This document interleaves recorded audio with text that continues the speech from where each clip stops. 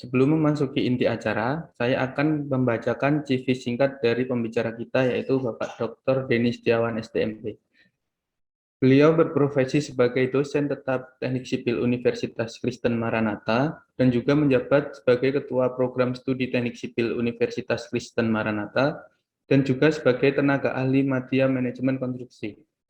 Untuk riwayat pendidikan, pada tahun 1998 Sarjana Teknik Sipil Universitas Kristen Maranatha, dilanjutkan di tahun 2005 Magister Teknik Sipil Universitas Katolik Parahyangan, Utamaan Manajemen Konstruksi. Kemudian di tahun 2013 program Doktoral Institut Teknologi Bandung, Pengutamaan Manajemen Rekayasa Konstruksi. Oke, tanpa menunggu lama, langsung saja kita sambut dengan meriah pembicara kita webinar hari ini. Kepada Bapak Dr. Denis Setiawan, STMT, kami persilahkan. Ya, baik, selamat pagi. Yang saya hormati Bapak Kaprodi ini, Pak Hendra. Terima kasih atas kesempatan yang telah diberikan, Pak Hendra. Untuk kami mungkin akan sharing gitu ya. Juga selamat pagi Bapak Ibu sekalian dan juga rekan-rekan mahasiswa dari Univet ya. Jadi mungkin saya di sini posisinya hanya bukan menggurui, bukan mendoseni juga gitu ya. Kita hanya share pengalaman saja gitu ya. Share dari sisi bagaimana pendidikan bergerak ke arah BIM gitu ya. Jadi mungkin saya izin share screen ya Bapak dan Ibu sekalian, juga adik-adik.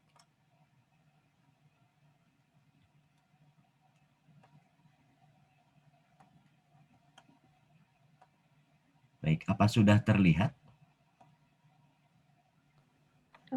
Sudah, Bapak. Sudah ya, baik.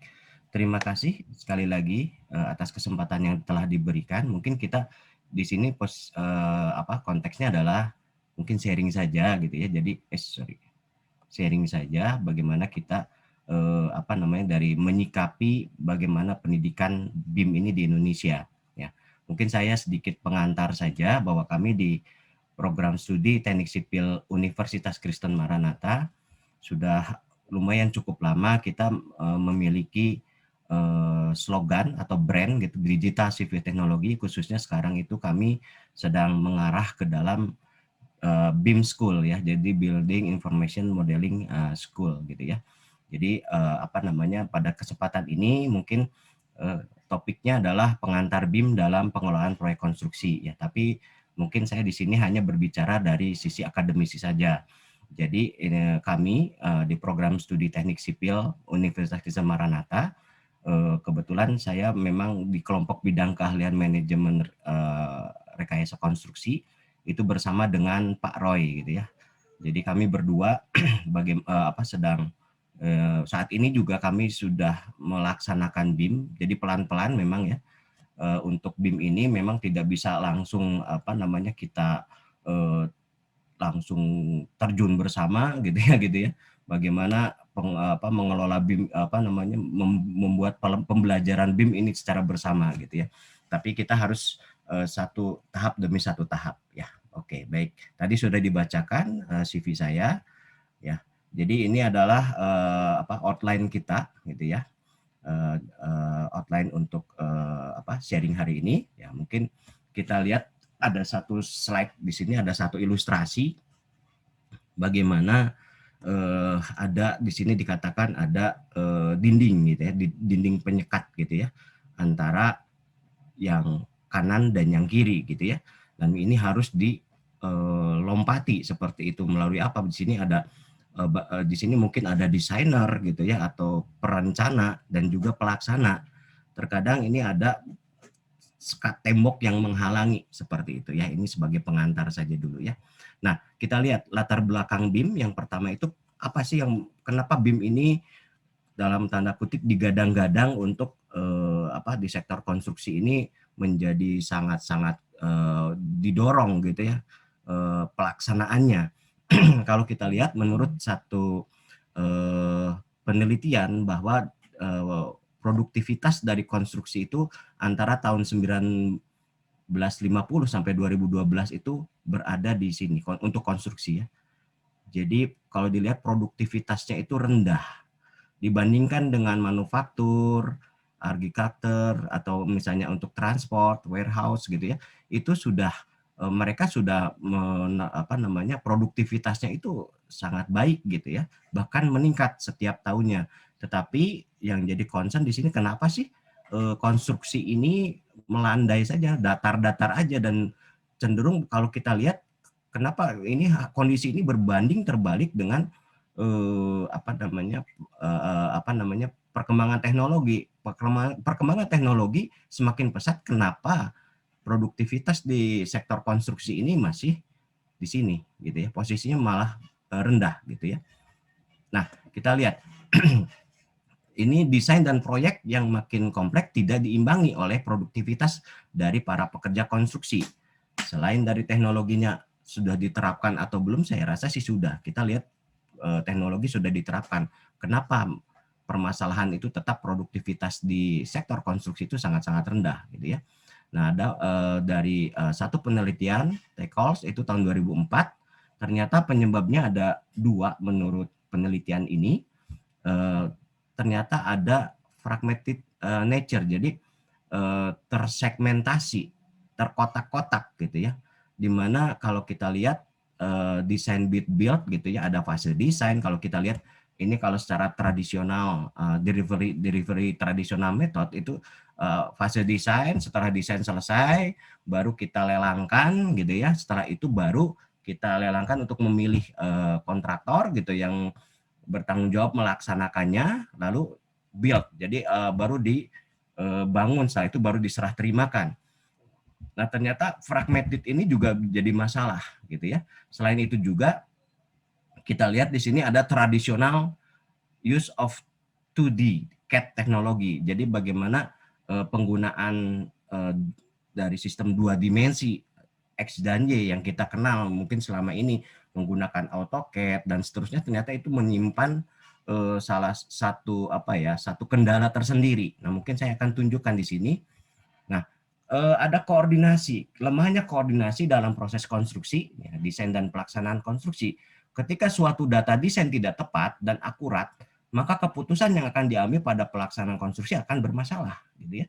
Data tidak tepat dan tidak akurat tentunya akan bermasalah terhadap pelaksanaannya, ya. Lalu kita lihat di sini ada time, cost, and quality. Nah, ini kalau kita di manajemen konstruksi BMW ya, biaya, mutu, dan waktu ya. Nah, kita lihat di sini. Kenapa penyebabnya? Kita lihat di gambar yang di sini di bawah ini adalah gambar yang dua dimensi, ya. Ini menggunakan AutoCAD. Sangat rumit sekali membacanya, sangat sulit sekali membacanya, membayangkannya juga sulit, gitu ya. Nah, kita bandingkan dengan gambar yang kedua, gitu. Nah, ini pendekatan yang berbeda, ya. Ini adalah CAD yang dua dimensi. Nah, kalau kita lihat di sini CAD yang atau ya kita sebut yang tiga dimensi, ini lebih jelas, ya. Bagaimana posisinya gitu antara komponen yang satu dengan komponen yang lain, kita sudah bisa identifikasi di dalam gambar ini, gitu ya. Nah, ini juga mungkin nanti bisa diputar dan seterusnya. Nah, itu kita bisa melihat bahwa kondisi ini lebih real dibandingkan dengan kondisi yang di bawah ini. Ya. Informasi yang diberikan oleh yang atas ini lebih banyak gitu ya, dibandingkan dengan yang CAD dua dimensi. Nah, kita lihat.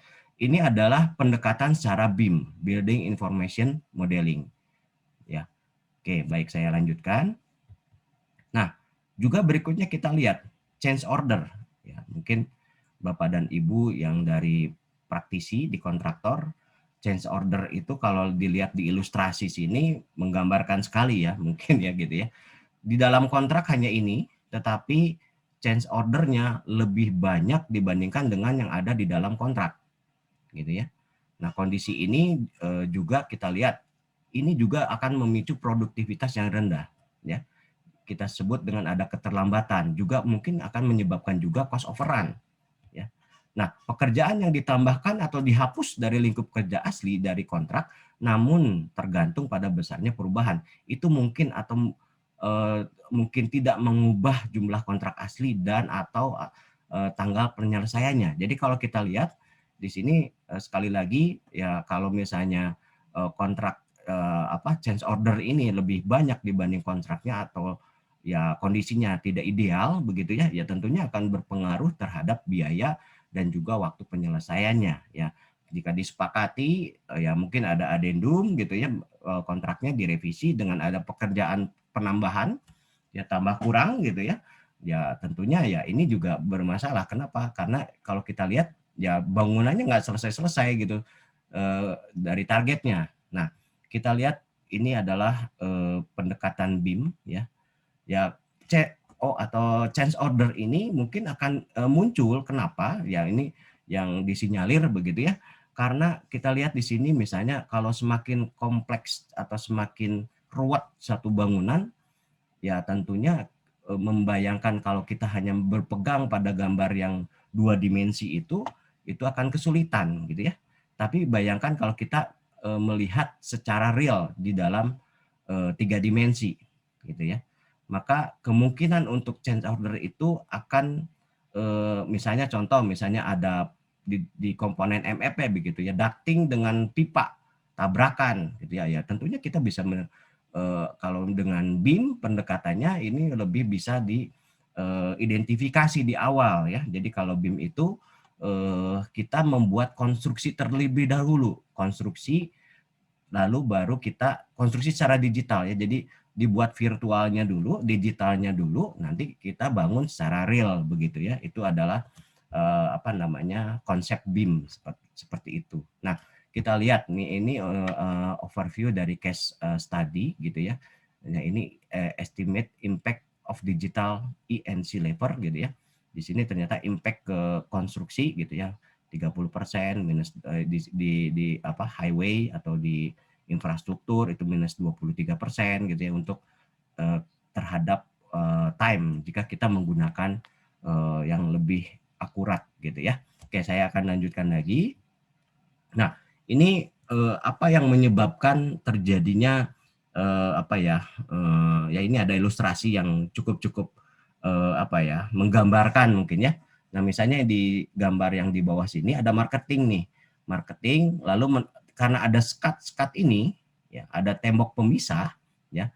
Marketing lalu melempar kerjaannya itu ke desain. Apa yang marketing dengan owner itu ya sedang berdiskusi dan diterjemahkan oleh marketing lalu dilemparkanlah ke desainer ya.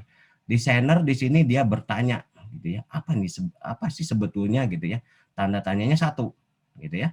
Lalu dari desainer ini karena dia masih ada pertanyaan, maksudnya masih ada sesuatu yang membingungkan dia gitu ya, lalu dilemparkan ke production engineering gitu ya. Sorry, saya mungkin izin menggunakan pointer. Nah, dari desainer ini lalu dilempar pekerjaannya, desainnya ini ke production engineering. Nah, production engineering bukannya makin jelas, malah tanda tanyanya menjadi dua, gitu ya. Dari tanda tanyanya menjadi dua, ya sudah dia melakukan apa yang sesuai dengan desain, ya. Setelah itu lalu ke manufacturing, gitu ya. Tanda tanyanya menjadi tiga, ya. Kenapa? Karena ya ini terjadi miskomunikasi di sini ya. Miskomunikasi. Setelah itu lalu setelah jadi dari manufacturing, nah ini owner ini keinginannya adalah sebuah dump truck, tetapi jadinya hanya mobil pick up gitu ya.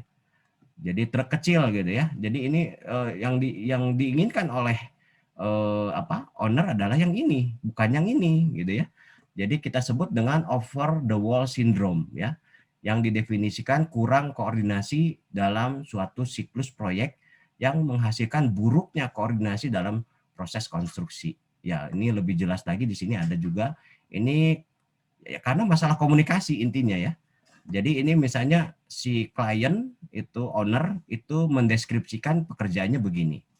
Lalu project manager begini ya. Ada pegangannya di sini pada si owner menggambarkannya ini, ya kan? Lalu structure engineer supaya bebannya tidak ada ya dia ikat aja begini dan ditaruh aja begini, gitu ya.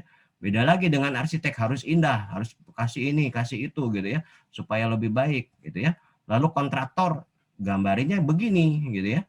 ada sofa nih gitu ya, di dalamnya ada sofa. Nah, ini report, laporannya kosong gitu ya. Setelah itu quantity survei, karena quantity survei ya udah talinya satu aja gitu ya. Lalu apa namanya? Ini yang dibayarkan oleh klien. Klien membayarkan roller coaster ya. Kalau workers, pekerja, ini ditebang semua biar gampang. Ternyata yang diinginkan oleh klien itu hanya ini ya. Nah, ini masalah kolaborasi dan komunikasi antar stakeholder mengakibatkan ketidakpuasan semua pihak ya. Nah, kita lihat penerapan teknologi di sini industri konstruksi harus mengimplementasikan berbagai inovasi dan teknologi untuk tetap kompetitif di bidangnya ya. Nah, dilihat di sini dalam konstruksi ini warnanya merah. Merah itu artinya di sini apa namanya jarang sekali menggunakan proses digital gitu ya. Oke, baik. Saya akan lanjutkan lagi. Nah, kita lihat apa itu sejarah BIM gitu ya. Sejarahnya ini dimulai dari beberapa tahun-tahun yang lalu gitu, di mana engineer itu bekerja dengan gambar meja gambar ya. Ada gambar-gambar menggunakan. Nah, ini seperti ini mungkin apa ini sampai tahun 80-an itu berkembang yang menggunakan paper base gitu ya. Paper base artinya ini original komputernya hanya ini untuk ngeprintnya itu pensil gitu ya, untuk delete-nya penghapus gitu ya. Ini a long time ago gitu ya.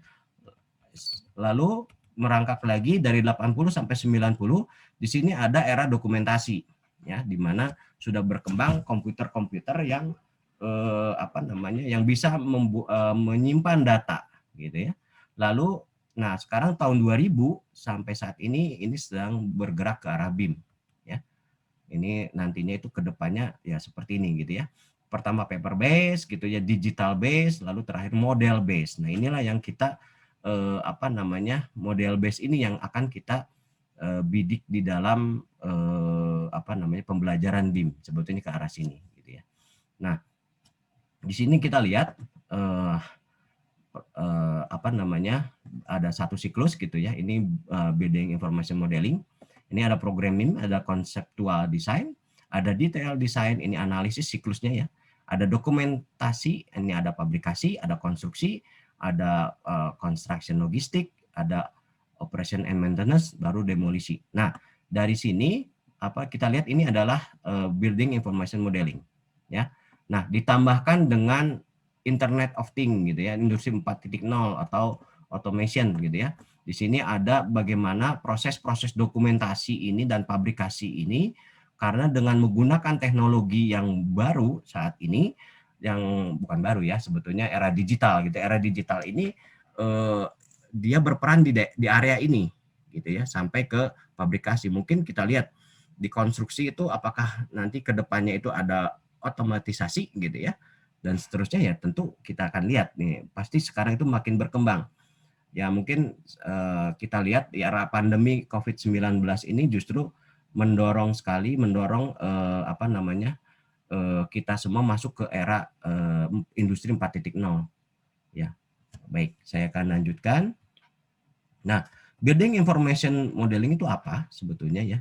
Jadi ini adalah proses and practice of virtual design and construction throughout its life cycle ya. Jadi sekali lagi BIM itu adalah bukan software ya. Di dalam hal ini BIM adalah sistem manajemen, metode atau runutan pekerjaan suatu proyek yang diterapkan berdasarkan informasi terkait dari keseluruhan aspek bangunan yang dikelola dan kemudian diproyeksikan ke dalam model 3 dimensi. Nah, ini adalah BIM. Jadi BIM itu bukan berbicara masalah software, tetapi sistem ya. Sistem artinya ada proses gitu ya. Prosesnya itu ya apa namanya? Ini tentunya kita harus pahami bersama gitu ya. Kita lihat di sini ada proses, misalnya ada bisnis, ada constructability, ada quantification, coordination, ada planning and logistic, ada fabrication, field execution. Ini adalah prosesnya. Nah, yang ini adalah medianya. Medianya menggunakan smartphone kita, ada cloud. Sekarang itu kan kalau dulu itu storage system ya masih sangat tradisional begitu ya. Kalau era saya masih menggunakan disket ya. Disket, floppy disket yang besar ya, ukurannya jauh sekali dengan yang sekarang, naik ke floppy disk yang apa namanya 11 yang kecil itu ya, itu yang kecil hanya 1,1 megaan gitu ya. Lalu setelah itu eranya masuk ke CD gitu ya, era CD. CD itu apa namanya storage-nya juga tertentu gitu ya, hanya 700-an gitu ya, megabyte gitu ya. Setelah dari era CD langsung melompat lagi ke era DVD gitu ya, yang lebih besar, bisa 2 giga dan seterusnya. Dari DVD muncul ada satu storage lagi adalah apa namanya flash disk ya. Flash disk juga berkembang sangat pesat juga gitu ya. Nggak cuman itu, ternyata ada kelemahannya. Gimana kalau kita taruh di awan? Ya, jadi ini ada storage lain gitu ya yang kita bisa akses dan terima begitu saja, karena kan kalau fisik gitu kan kadang-kadang mudah hilang, flash disk mudah hilang dan seterusnya itu mudah hilang gitu ya. Ya sudah, kita simpan saja, ada satu namanya server big data gitu ya, ini namanya cloud gitu ya. Ya, OneDrive, Google Drive ya, ini cloud ini ya. Lalu ini ada media juga, ada komputer. Nah, di sini kalau kita lihat outputnya adalah ada estimating, scheduling secara digital ini ya, untuk BIM for konstruksi ya. BIM adalah proses konstruksi digital di mana sebagai jalan industri konstruksi dalam menerapkan era industri 4.0 ini, intelligent dan automation gitu ya.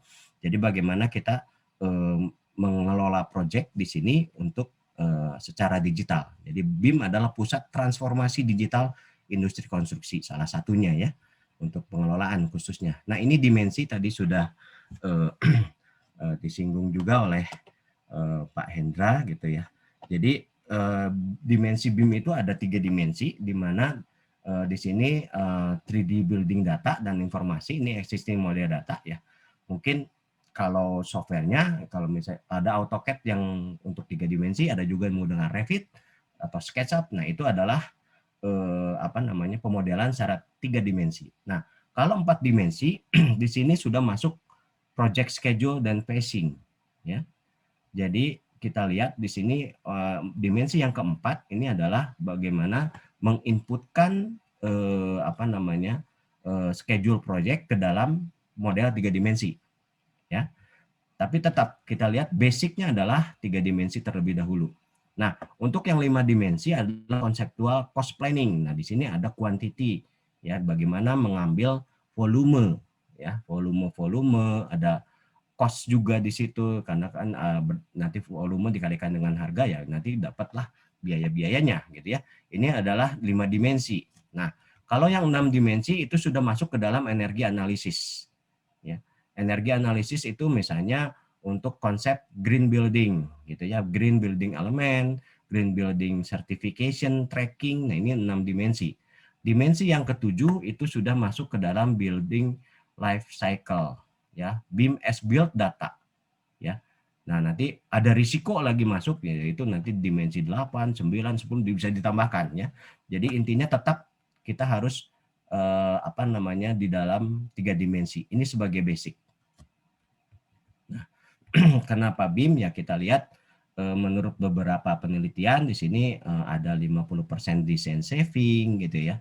33% construction saving. Jadi lebih ke arah bagaimana produktivitasnya ditingkatkan sehingga menjadi lebih baik lagi pengelolaannya menggunakan BIM gitu ya.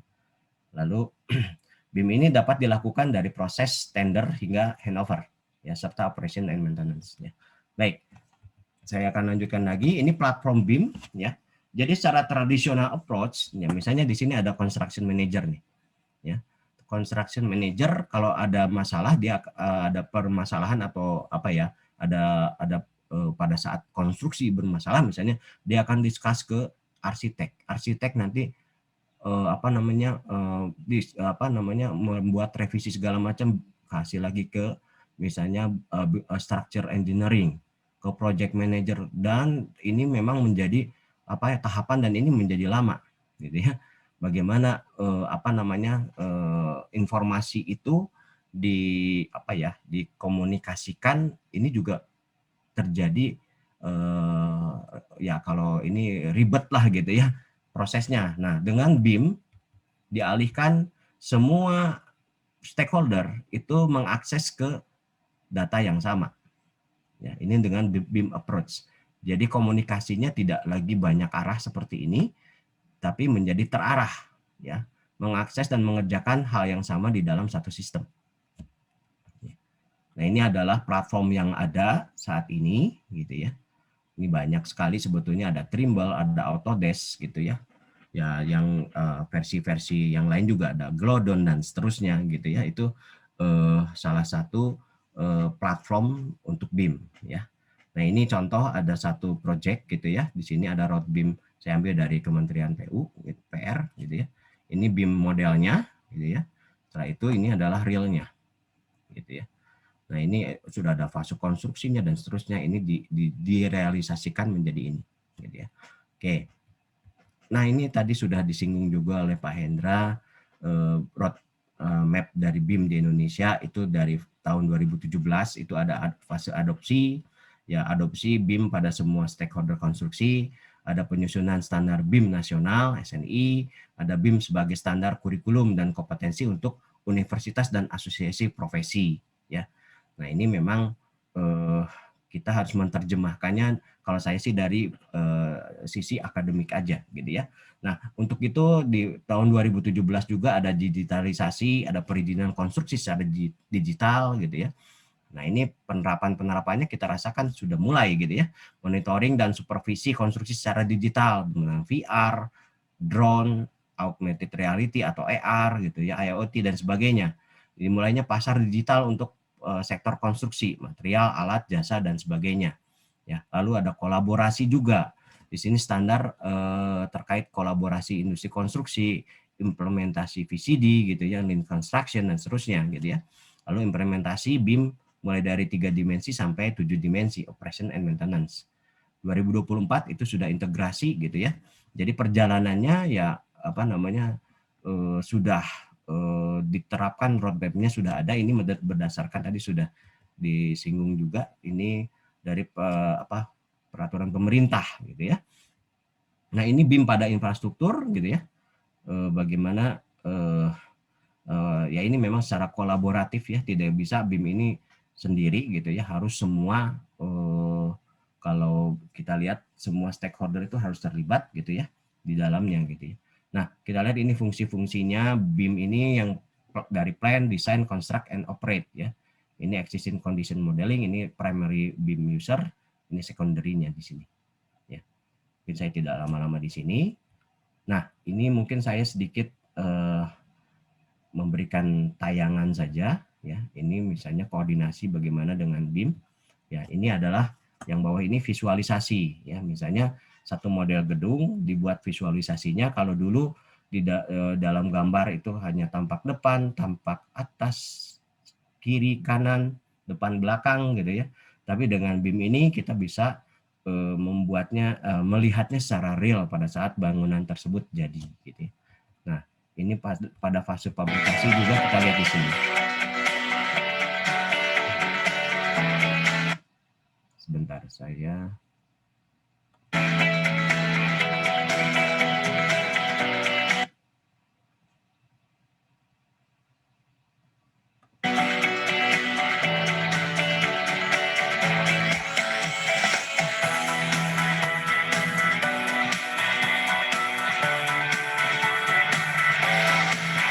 kita lihat fase fabrikasi secara modern.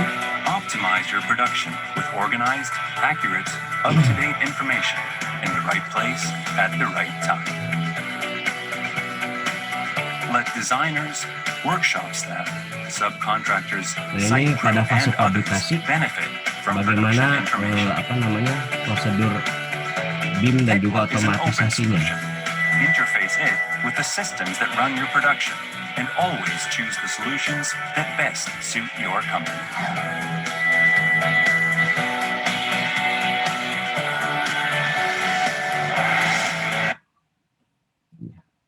Sampai fase logistiknya ya. Jadi kalau kita lihat ya ke depan mungkin ya yang kita sering lihat di televisi gitu ya, atau di film, maaf ya. Di film kayak Iron Man gitu ya. Membuat tinggal narik-narik berdasarkan virtual gitu ya, lalu dikirim ke dalam satu robot gitu ya untuk memproduksinya gitu ya, atau orang untuk memproduksinya, atau alat gitu ya, bisa aja gitu ya, dan itu sudah menjadi presisi gitu ya, lebih lebih cepat lagi gitu ya. Nah, kita lihat di sini ada cost estimation. Ini untuk dari sisi planning dan controlling. Ini memang diambil dari Navisworks.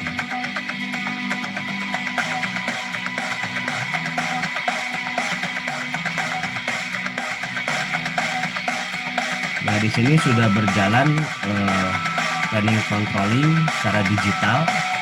Ini untuk 4 dimensi, ditambahkan schedule-nya seperti itu.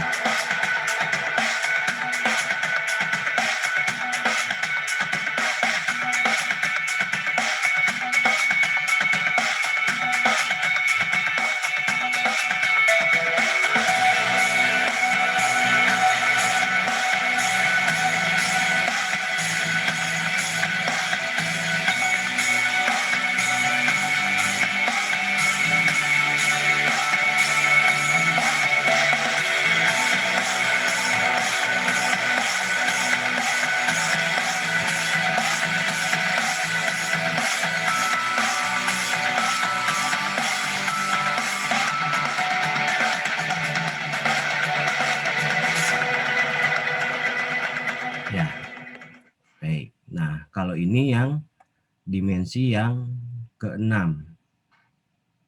Ini berbicara dengan energi analisis. Ada lighting, ada energi consumption gitu ya. Structural integrity itu sudah dimodelkan gitu ya. Nah, juga kalau misalnya di infrastruktur di sini mencari rute alternatif mana sih yang terbaik ya berdasarkan peta peta dari kontur dan seterusnya yang dulu itu biasanya kita menggunakan secara manual, tapi dengan satu pemodelan di dalam BIM di sini bisa mencari rute manakah yang sebaiknya dipilih dengan cost-nya juga. Nanti akan keluar nih di sini gitu ya. Ini kalau di infrastruktur ya. Jadi tapi apakah kita harus belajar harus sampai sini? Ya, kita tentunya ke depan ini jadi tantangan sendiri gitu ya, tantangan sendiri bagaimana membuat saat ini saja kami dari pihak kampus gitu, dari pihak universitas, pembelajaran secara online gitu ya, itu juga menjadi satu challenge sendiri gitu ya, dan bagaimana sih mendorong ke era digital itu gitu ya. Digital itu ya tentunya kalau saya sih banyak belajar ke mahasiswa ya sebetulnya gitu ya, apa yang diinginkan oleh mereka gitu ya, metode pembelajaran apa yang tepat itu harus didiskusikan gitu ya, supaya kita tepat gitu menyampaikan materinya, khususnya untuk digital atau pembelajaran secara online ini gitu misalnya ya. Nah, ini misalnya aplikasi 3D untuk ini ada satu tayangan ya. Nah, ini mungkin bisa diakses juga, ini menggunakan Revit gitu ya, bagaimana mengambil material take off gitu ya, mengambil material. The 6 schedule types in Revit first. Then I will use the material take off schedule for walls in this project as an example for demonstrating how to perform sorting, totaling, and filtering in the schedule, and how to export the schedule. Ya, ini mungkin bisa nanti diakses aja gitu ya. Nah, kita lihat di sini ada aplikasi yang BIM yang 4 dimensi, project atau Navisworks gitu ya. Ini adalah jadi Bapak dan Ibu dan adik-adik sekalian, adik-adik mahasiswa ya. Jadi jika mau belajar untuk BIM ini gitu ya, Autodesk itu kita bisa mengakses untuk Autodesk itu ada Revit, ada bahkan sampai AutoCAD dan juga Navisworks yang biasanya kami pergunakan di kampus gitu ya, untuk mengaksesnya dengan 1 tahun gratis ya. Hanya nanti tinggal upload saja, ada mungkin ya persyaratannya kalau tidak salah untuk menerangkan bahwa kita adalah mahasiswanya gitu, mahasiswa dari program studi apa gitu ya. Nanti dikirimkan ke Autodesk dan kita dapat secara gratis mendapatkan trialnya gitu ya. Trialnya juga ini bukan trial yang hanya dibatasi dengan apa, dengan analisis yang dibatasi, tapi ini di sini sudah full, tetapi memang nanti pada saat bedanya pada saat di print itu keluar education version atau trial version seperti itu ya. 4D simulations are very helpful in that they point out critical. Nah, baik, saya mungkin akan tunjukkan sedikit mengenai pembelajaran kami di Maranatha. Sebentar, saya stop share dulu. Pembelajaran kami di Maranatha untuk BIM ini.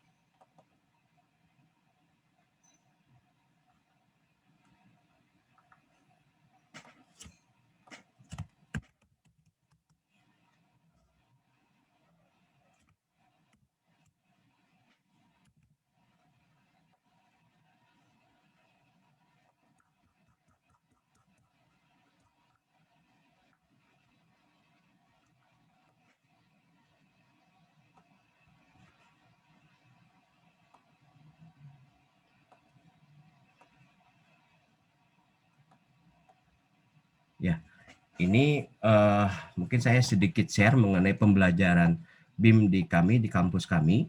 Jadi kami itu memulai untuk BIM 3 dimensinya itu dari tahun 2007.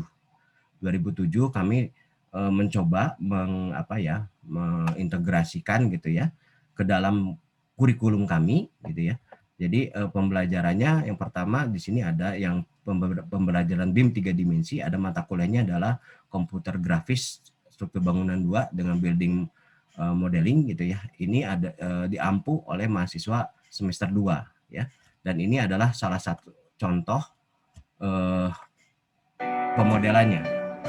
Ini adalah mahasiswa kami membuat pemodelan dengan Revit 3 dimensi.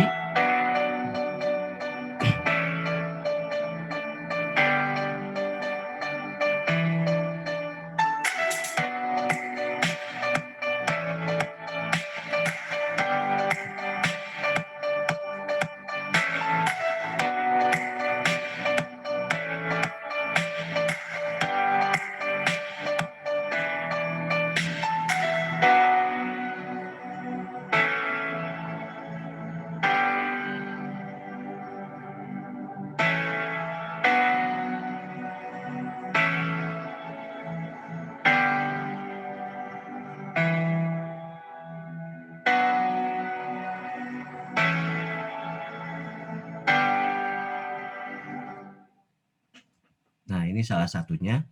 Jadi ini diupload di dalam YouTube kami gitu ya.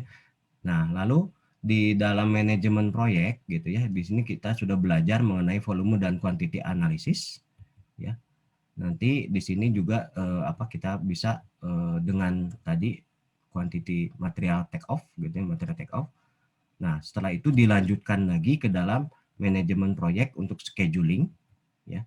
Di sini misalnya kita mempelajari scheduling. Nah, di sini masuk ke dalam BIM yang 4 dimensi ya. Dimensi keempat itu sudah ada sisi waktu yang berjalan. Jadi kita bisa mengontrol, monitoring sampai hari atau minggu keberapa gitu ya, itu sudah sampai mana harusnya. Dilihat misalnya ini ternyata kita sudah mendesain bahwa ini harusnya udah sampai lantai 1 misalnya gitu, udah selesai ini. Kami sih proyeknya sederhana dulu, misalnya rumah tinggal seperti ini, lalu dimodelkan, lalu dilihat kalau misalnya jika itu tidak tercapai ya mungkin kita akan masuk ke dalam bagaimana mengevaluasi proyek tersebut gitu ya. Jadi memang ya sebagai penutup saja, jadi pembelajaran e-learning BIM ini terkait dengan Kampus Merdeka, kami sudah membuka peluang gitu ya. Saat ini juga kami sedang Maranatha dengan ITENAS di Bandung gitu ya, sudah bertukar perkuliahan gitu ya. Jadi di mana kami mengedepankan BIM ini ke dalam proses perkenalan untuk mahasiswa ya. Jadi kami hanya dari sisi mahasiswanya dulu ya. Jadi dari sisi pembekalan terhadap mahasiswa. Kalau untuk praktisi memang ya itu sudah advance ya, tapi kami di sini masih awal seperti itu. Ya. Mungkin itu saja yang ingin saya sampaikan. Saya kembalikan ke MC. Terima kasih kepada Bapak Dr. Beni Setiawan, STMT, atas presentasinya yang sangat bermanfaat dan menarik. Untuk kali ini akan kami buka sesi pertanyaan. Mungkin bisa dilakukan melalui chat dan bisa langsung unmute, mungkin juga bisa. Silahkan yang ingin bertanya.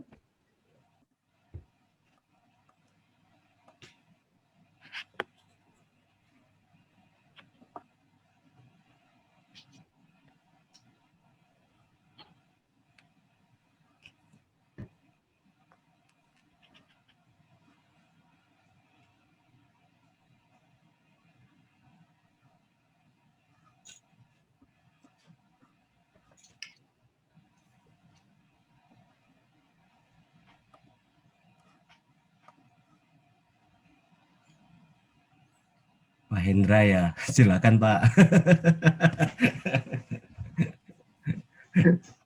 Ya, langsung aja ya Pak Denny, Mas Icuk. Setelah mengikuti presentasi dari Pak Denny, saya tambah kelihatan tertinggalnya saya itu di mana.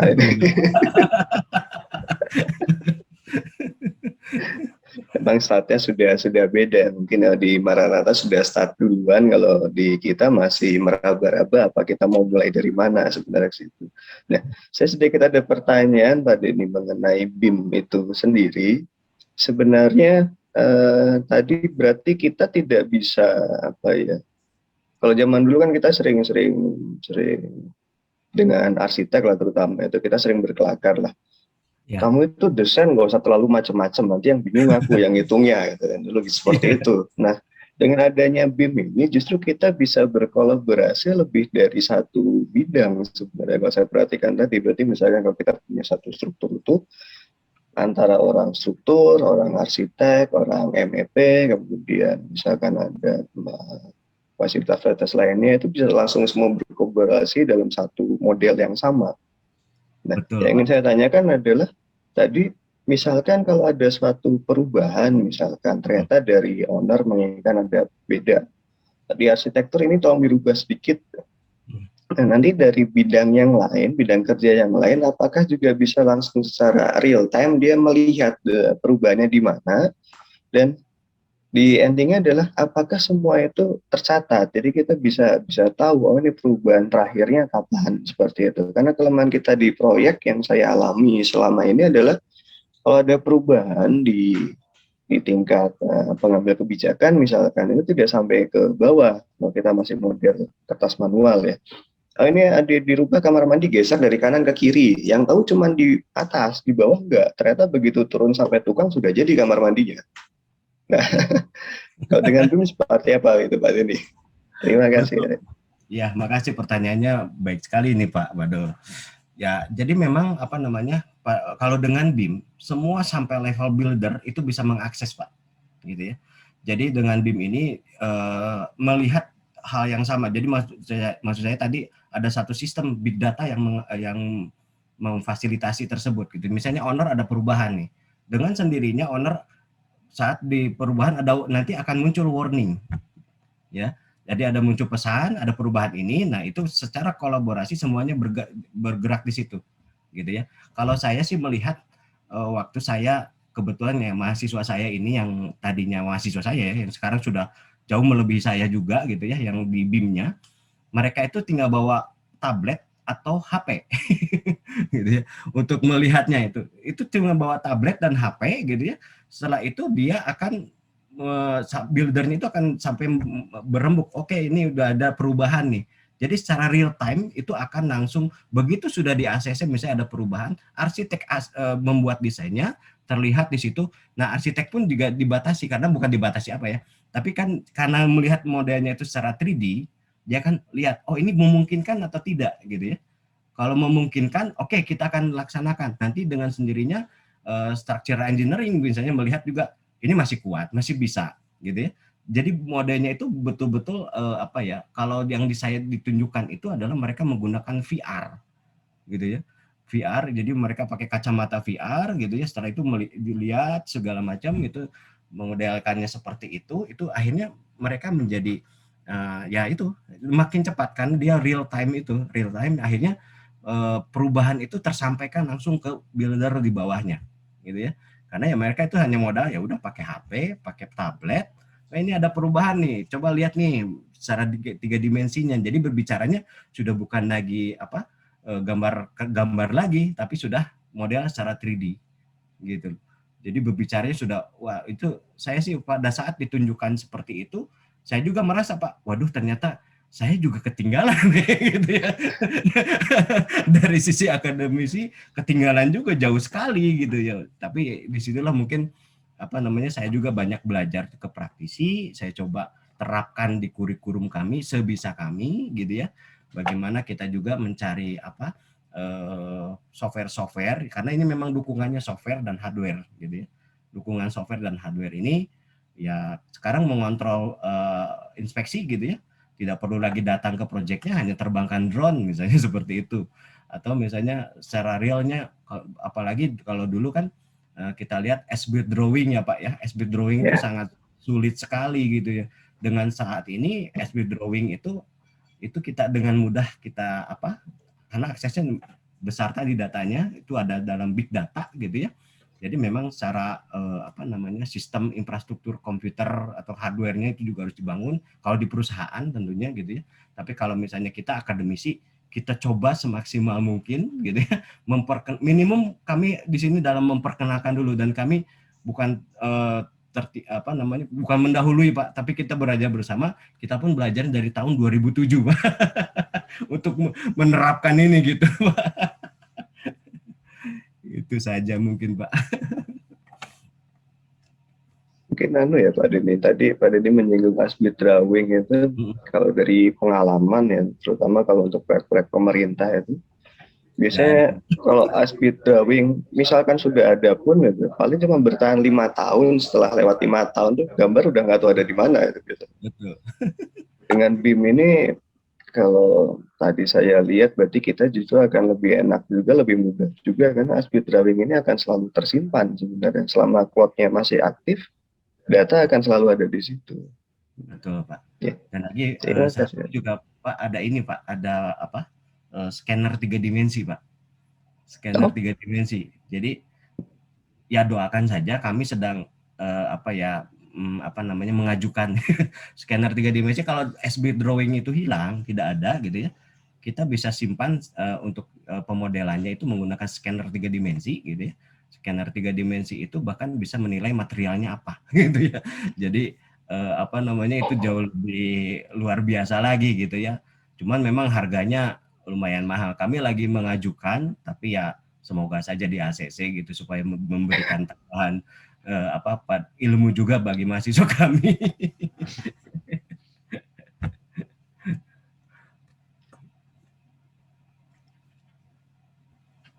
Ya, terima kasih Pak atas jawabannya tadi. Ini ada pertanyaan lagi Pak dari Rahman Aji Santoso. Selamat pagi Bapak, izin bertanya terkait dengan BIM itu, software yang paling menurut Bapak mudah dijangkau dari segi harga maupun akses terhadap softwarenya bagi pemula itu apa ya Pak? Terima kasih Pak. Aduh, ini sudah bisnis. Ya, baik. Tadi saya sudah kemukakan gitu ya. Jadi kalau untuk belajar, silakan mengakses ke Autodesk. Ya, untuk belajar. Ya, untuk belajar melihat Navisworks gitu ya, atau Revit gitu ya. Itu karena itu masih untuk mahasiswa itu dapatnya gratis ya. Jadi tinggal mungkin ini Pak Hendra nih, nanti Pak Hendra buatkan surat aja Pak ke ke masing-masing mahasiswa, dibuat surat gitu bahwa dia adalah mahasiswa dari Univet gitu ya. Setelah itu dengan mudah sekali, hitungan paling juga sejam 2 jam itu dapat akses free license. Free license kalau untuk belajar itu 1 tahun. Saya bukan agen Autodesk, jadi saya cuma pengguna juga. Saya bukan agennya, tapi itu menurut saya itu membantu kami juga di Maranatha, karena Navisworks itu dari Autodesk itu mahal gitu ya, capnya mahal gitu ya. Kalau kami memang punya lisensi untuk 2 software, Revit dan juga satu lagi adalah AutoCAD. Kami punya lisensinya. Tapi kalau untuk Navisworks kami belum punya gitu ya. Nah, untuk Navisworks tadi membuat model yang 4 dimensi, strukturnya itu berjalan sesuai dengan waktunya gitu ya, sampai level mana gitu ya, sampai tingkatan lantai 1, lantai 2 dan seterusnya gitu ya. Dan itu secara gratis. Jadi gratis tanpa analisisnya tanpa dikurangi, hanya memang expired-nya 1 tahun gitu ya. Paling mudah nanti tahun depannya bikin lagi email baru. Seperti itu kira-kira. Nah, ada beberapa software memang kalau yang saya bilang untuk student version ya silahkan saja menggunakan Autodesk. Ada juga yang mungkin ada yang sudah pakar SketchUp juga bisa ya. SketchUp itu ada BIM-nya gitu ya. Tapi hanya sampai memang 3 dimensi gitu ya. Dan juga memang kalau kami untuk quantity take off kami memang membeli software ada namanya dari Glodon Indonesia. Ya, namanya TRB gitu ya. Ya, mungkin itu sih. Semoga menjawab ini. Terima kasih, Pak. Ini ada yang raise hand, Pak. Mungkin ingin bertanya langsung, bisa, Pak? Silahkan. Semoga saya bisa menjawab. Dari Pak Imam Kistaru. Monggo, Pak, silahkan. Baik, kalau sudah terdengar suara saya, Pak? Mas? Terdengar, Pak. Ada ya? Ada ya? Ya, terima kasih. Perkenalkan, saya Iman dari Dinas Penataan Ruang Kota Bandung. Terima kasih terutama kepada panitia ya dari Bandung. Terima kasih ke panitia yang sudah mengadakan acara ini. Kami dari pemerintahan juga sangat membutuhkan informasi-informasi terkait ini, terutama untungnya gitu untuk kondisi sekarang di pandemi ini kita bisa mengadakan secara daring gitu ya, di mana kita dari pemerintahan swasta bisa berkolaborasi untuk melihat perkembangan teknologi dalam penyelenggaraan bangunan gedung. Saya dari Dinas Penataan Ruang Kota Bandung juga betul tadi diamati oleh Bapak Pak Hendrawan ya, terima kasih informasinya Pak, bahwa sekarang sudah wajib untuk bangunan pemerintah di atas 2 lantai menggunakan BIM. Tapi kendalanya di kami juga begitu sama. Sebenarnya mahasiswa juga mungkin BIM itu apa sih? Kemudian apa yang harus kami lakukan dengan BIM? Nah, informasi seperti ini sangat dibutuhkan buat kami, Pak. Terutama gini, kami ini kan untuk penyelenggaraan bangunan gedung itu bukan hanya di aspek perencanaan gitu ya. Dari mulai perencanaan, pelaksanaan, pemanfaatan sampai pembongkaran itu harus dilaksanakan. Nah, ini katanya menurut informasi dengan adanya teknologi BIM ini itu bukan hanya perencanaan sampai pembongkaran pun kita bisa mengetahui. Artinya itu tadi yang seperti disampaikan aspect drawing-nya di mana udah hilang gitu. Bagaimana kita mau melakukan pembongkaran kalau tidak ada aspect drawing-nya gitu ya. Nah, dengan adanya BIM ini mungkin nantinya itu database bangunan-bangunan yang dibuat itu bisa disimpan dalam IT dan kayak gitu ya, mungkin saya juga begitu mengenal gitu ya, sehingga nantinya mungkin kita nggak susah lagi kalau mencari seperti yang kami kenal. Ini kita melihat salah satu aspek yang harus kita lakukan dalam mengenai tahapan setelah perencanaan itu akan dimanfaatkan, setelah dibangun akan dimanfaatkan adanya yang dimanakan SLF, sertifikat layak fungsi. Nah, untuk bangunan existing kita dimintakan aspek drawing-nya kayak gimana? Waduh, udah hilang nih, gimana? Nah, itu jadi kendala juga. Nah, dengan adanya BIM, mudah-mudahan ke depannya itu yang kendala-kendala yang kayak gitu bisa dihilangkan. Nah, ya, itu mungkin yang kami hadapi dalam pengembangan di pemerintahan.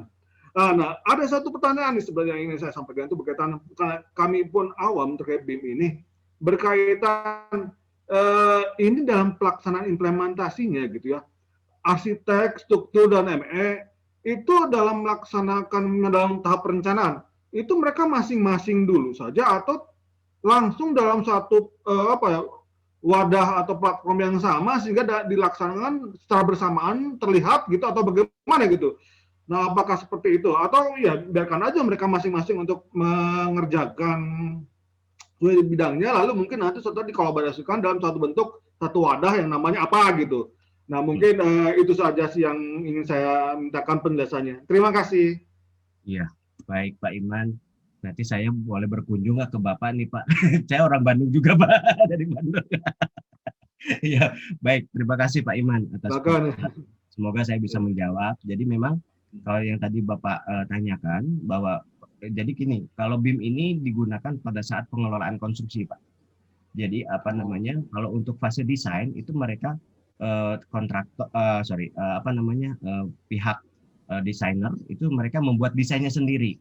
Nah, desainnya dulu sudah jadi, desain awal gitu ya, desain juga arsiteknya sudah ada supaya bisa dimodelkan bangunannya. Nah, setelah itu baru menggunakan BIM ini, Pak, gitu ya. Jadi BIM ini adalah pada saat, jadi gini, BIM ini adalah satu sistem membangun terlebih dahulu, tapi kan untuk membangun harus ada basicnya ya. Basicnya adalah gambar rencana, gitu ya, dari arsitek, gitu ya. Itu dibuatkan model secara 3 dimensi, dan itu juga sudah ada kan, nanti ada tulangannya, dimensinya berapa, tulangannya dimensi balok dan kolomnya dan tulangannya berapa diameternya dan seterusnya. Setelah itu baru dimodelkan secara 3 dimensi. Nah, setelah itu, di fase tendering, karena ini sudah jadi gitu ya, itu juga bisa di quantity take off, diambil terus di kuantitasnya, dan kita bisa kalikan dengan harganya dan kita bisa masuk dalam proses tender.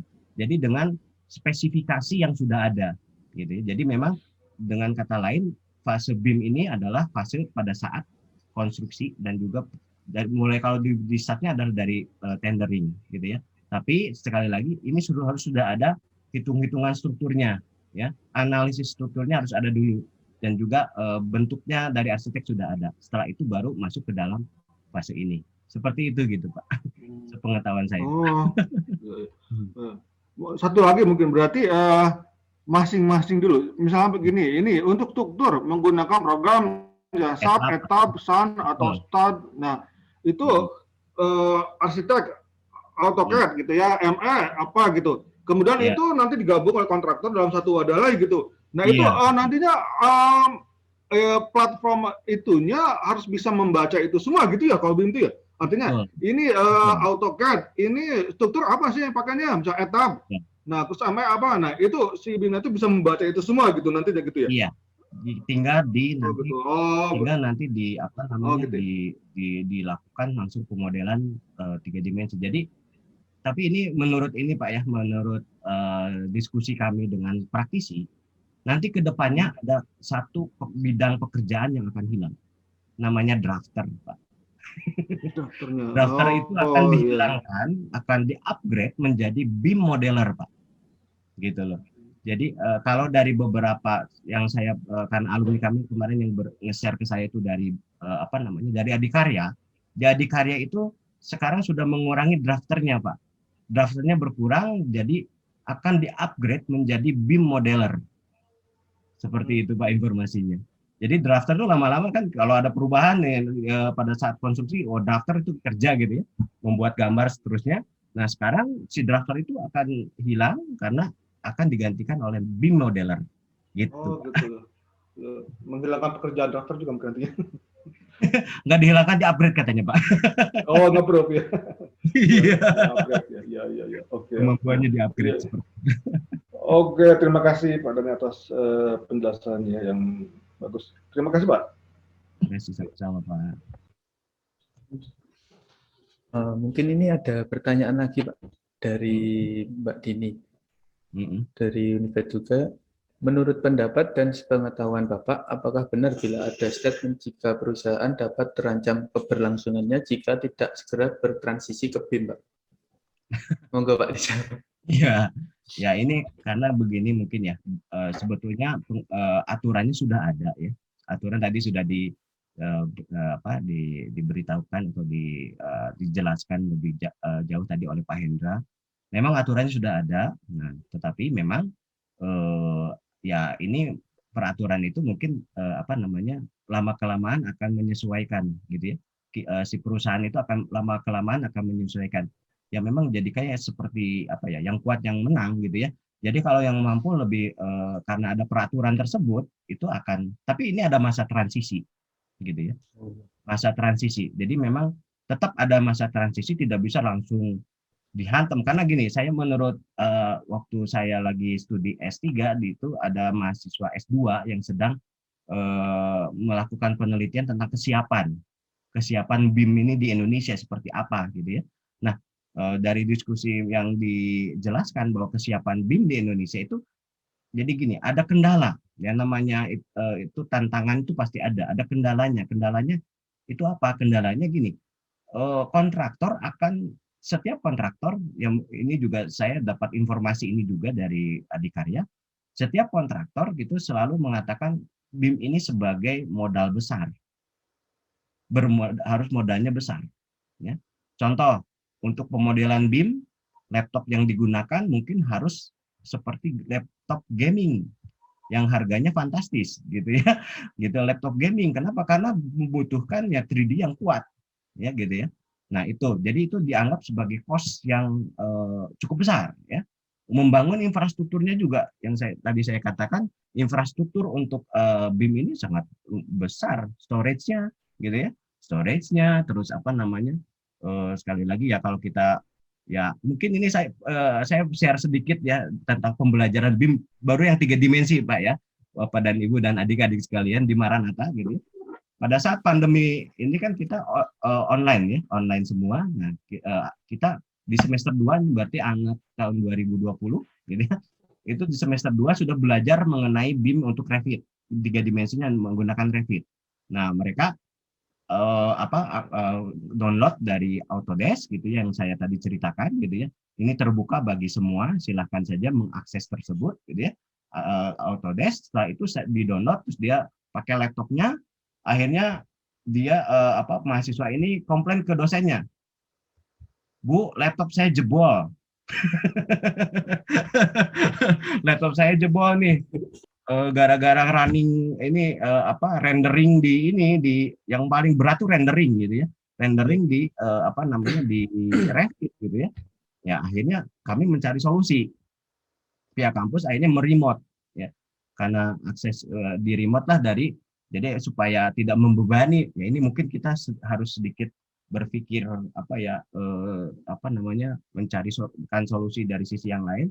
Akhirnya kami membuat remote gitu ya, akses remote ke komputer yang ada di kampus gitu ya, tapi ngerjainnya tetap dari laptop masing-masing gitu ya.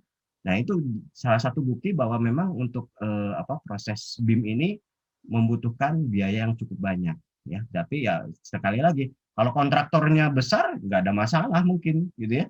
Tapi kalau kontraktornya kecil, ya ampun gitu loh, ini saya nggak sanggup. Nah, itu hasilnya seperti itu. Saya nggak kuat nih kalau misalnya beli software, bayangkan aja Autodesk itu Revit berapa biayanya, sedangkan ini harus balik modalnya berapa lama gitu ya. Tapi kalau kontraktor besar ya udah ayo aja gitu ya. Tapi ya itu kembali lagi memang di kita tetap ada masa transisi. Mungkin nanti akan ada kelompok-kelompoknya gitu ya. Ada misalnya dibagi lagi, oke, yang ini tidak perlu menggunakan BIM ya. Tapi yang sedang dipaksakan itu adalah untuk proyek-proyek besar gitu ya, proyek-proyek besar yang dikelola secara ya mungkin dengan perusahaan kontraktor besar ya, kita gitu ya. Ini sedang digalakan terus gitu ya. Ya mungkin nanti lama-kelamaan saya nggak tahu juga ya, apakah teknologi itu makin lama makin murah. Mungkin saja ya gitu ya. Kalau kita lihat handphone dulu handphone batu bata mungkin pernah tahu nggak ya, handphone batu bata yang gede banget itu ya, harganya 7 juta. Sekarang handphone 1 juta sampai itu juga bisa dapat kan gitu ya. Mana tahu itu ya, mungkin itu seperti itulah kira-kira. Mungkin tetap kita akan ada transisi ya. Proses transisi itu nggak mudah. Memang BIM itu sudah ditetapkan oleh pemerintah, harus dilaksanakan untuk produktivitas, khususnya ya memang untuk proyek-proyek yang ada di bawah pemerintah seperti itu. Semoga menjawab. Ya Pak, terima kasih Pak. Mungkin saya menambahkan pertanyaan ya Pak. Ya, silakan.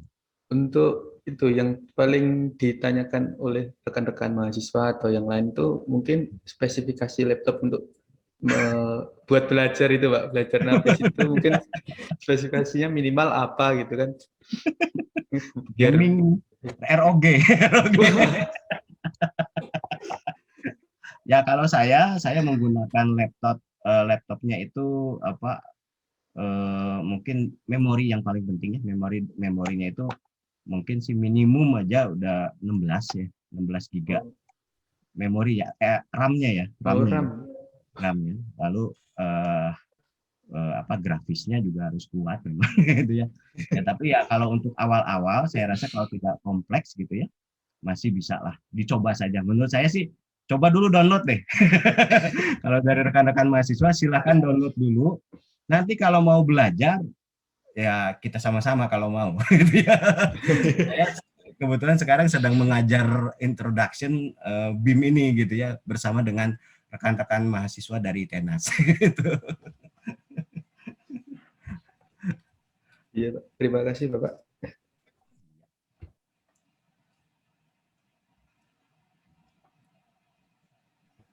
Mungkin untuk peserta yang lain bisa menambahkan pertanyaan lagi atau ingin bertanya langsung lewat chat juga bisa. Monggo silahkan. Mungkin Pak Hendra kita bisa berkolaborasi nih untuk perkuliahan. Siap Pak Denny. Nanti kita ngobrol di belakang. Di belakang ya Pak. Ya mungkin informasi saja. Jadi kami memang menggabungkan beberapa dari Autodesk dan juga yang tadi saya bilang dari Kubikos untuk dari PT Glodon itu untuk kuantitinya sampai ya berarti ke dimensi yang kelima tadi ya. Dimensi kelima itu kuantitinya kita sudah sudah sampai sana. Tapi kalau untuk energi memang belum gitu ya. Untuk yang dimensi ke-6 dan ke-7 itu belum gitu ya. Tapi sementara kan tadi peraturannya memang sampai ke dimensi kelima dulu lah gitu ya. Karena energi consumption ini lebih ke arah lingkungan, keberlanjutan lingkungan dan seterusnya dengan bukan green construction lagi, tapi sekarang udah sustainability katanya. Semua fase sudah masuk ke sana. Mungkin menambahkan ya Pak Denny tadi yang mengenai perusahaan apakah dapat terancam apabila tidak segera transisi ke BIM. Saya ingat dulu tahun 2019 ya, sebelum pandemi COVID itu ada semacam kayak workshop tapi kayak lebih ke arah pengenalan BIM dari PUPR di Bina Konstruksi waktu itu di Undip, saya ingat saya di Semarang waktu itu. Dan itu memang mengundang selain akademisi itu kontraktor-kontraktor di sekitaran Semarang, Salatiga, Boyolali termasuk Solo. Setelah penjelasannya selesai, komentarnya hampir semua sama, seragam. Ini sebentar lagi kita nggak punya pekerjaan. Karena tadi BIM ini adalah suatu yang mahal kalau dari kontraktor melihatnya.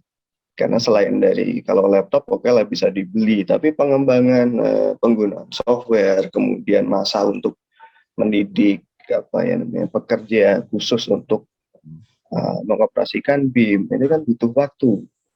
Sedangkan dari pemerintah kan sudah langsung menulis wajib digunakan untuk ini. Nah, itu. Jadi setelah sosialisasi ya itu satu ruangan itu kompak. Kita bentar lagi kehilangan pekerjaan. Nah, kalau dari masa transisinya ini sendiri, Pak Denny, itu ada tidak sebenarnya aturan pelengkapnya? Karena saya belum baca detailnya sih sebenarnya. Itu sampai kapan kita masih diizinkan untuk istilahnya belajar dulu lah sampai benar-benar diterapkan secara penuh. Ini benar-benar wajib. Kan? Ya. Kalau dilihat dari roadmap sih Pak 2024 Pak. Kalau dilihat dari roadmap-nya ya 2024 gitu ya. Tapi ya kita juga mungkin pemerintah juga sudah memikirkan hal yang sama gitu ya. Sepertinya ini jika ada transisi mungkin bisa juga ya, mungkin saya juga belum tahu ya sampai kapan itu, tetapi ya tentunya namanya ada satu aturan, apalagi sekarang mungkin mungkin akan lebih digas lagi karena masuk ke dalam era pandemi yang mendorong ke industri 4.0 semua gitu ya. Kita aja dulu masih ngambil uang di ATM gitu ya, atau mengambil uang cash di ini, sekarang tinggal menggunakan handphone ya, semua hal itu bisa dilakukan oleh handphone kita semuanya gitu ya. Bahkan kami waktu ya mungkin saya cerita dikit ya Pak ya. Jadi kami itu kan ada, mungkin saya nggak tahu apakah di Universitas ada ilmu ukur tanah Pak? Ada ya. Nah pada saat pandemi akhirnya kami memulai dengan Google Map. Google Map dan juga langsung ada satu aplikasi yang bisa menggunakan HP. Jadi mahasiswa itu di rumah sendiri aja, masing-masing mereka memetakan rumahnya sendiri gitu ya, membuat titik-titik dan sampai ini pakai HP-nya mereka. Dan itu kami ajarkan, setelah itu jadi wah sampai bisa buat cut and fill. Jadi semuanya itu, dan itu saya ya maksudnya gini, saya ngajari saya yakin mahasiswa kita yang sekarang tuh beda dengan zaman kita mungkin Pak. Saya era 90-an ya, saya angkatan 98 gitu ya. Berbeda sekali. Begitu HP itu di tangan mereka, ya bisa dipergunakan dengan baik rupanya gitu ya. Dan itu sangat-sangat saya juga cukup kaget. Saya cuma ngasih arahan begini, mereka langsung gerak, terus mereka belajar sendiri dan akhirnya bisa memetakan rumahnya dan jadi gitu. Padahal kan kalau itu kan kita harus bawa ke laboratorium. Di kami itu ada data station dan akhirnya bisa jadi Pak. Iya. Mahasiswa yang sekarang memang lebih canggih-canggih daripada kita dulu. Saya juga ada pengalaman baru aja kemarin kita ada pengalaman. Jadi ada pekerjaan dari yayasan. Jadi kita sedang membuat masjid di kampus. Nah, terus ada mahasiswa, saya ikutkan jadi anggota tim. Nah, saya minta tolong diukur panjangnya dari sini sampai sini. Nah, tolong ambil meterannya di ruang lab. Nggak perlu Pak, pakai handphone aja, nanti saya ukur langsung. Apa bisa? Terus dia dengan santainya handphone di depan kamera, entah aplikasinya apa, tinggal jalan. Iya, betul Pak. Kilometer Pak. Ada Pak, tracking. Oke. Saya langsung merasa wah kita mulai tertinggal ya, tidak bisa ngikuti lama-lama nanti kemungkinan juga udah saya nggak usah ke kampus saja, belajar di Google selesai. Nah itu kan repot nanti.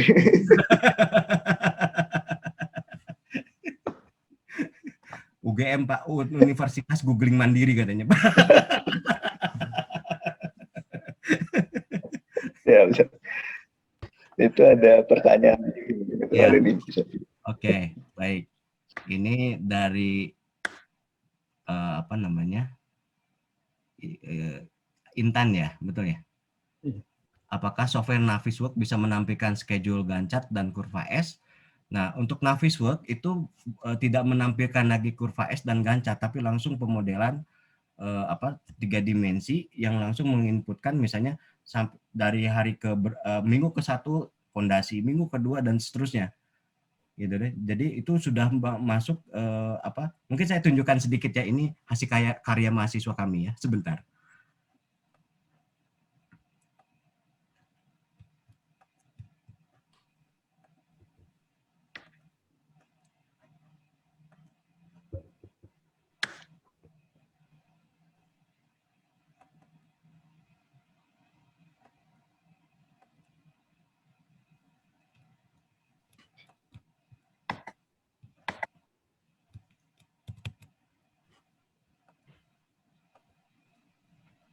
Bentar.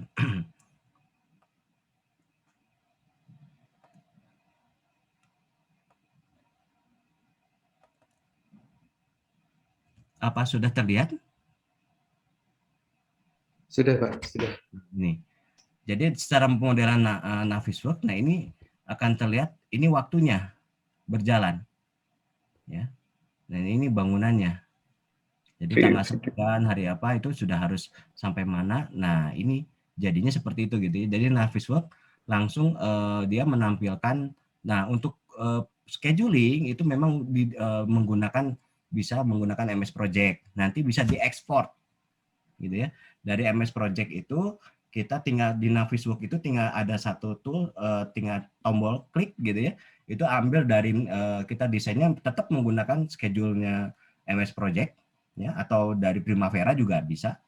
Nanti tinggal dimasukkan lalu di running secara 3 dimensi. Jadi sekali lagi untuk scheduler segala macam memang didesain dulu gitu ya, sudah didesain terlebih dahulu. Baru BIM ini sekali lagi BIM ini membuat konstruksi secara digital gitu ya. Mengkonstruksikan atau membangun secara digital kita melihat dulu, membangun dulu secara digital baru dibangunkan secara realnya gitu ya. Jadi memang semuanya harus ada dulu perangkatnya. Tadi kan desainnya sudah ada, schedule-nya sudah ada, kalau quantity itu bisa langsung diambil gitu ya.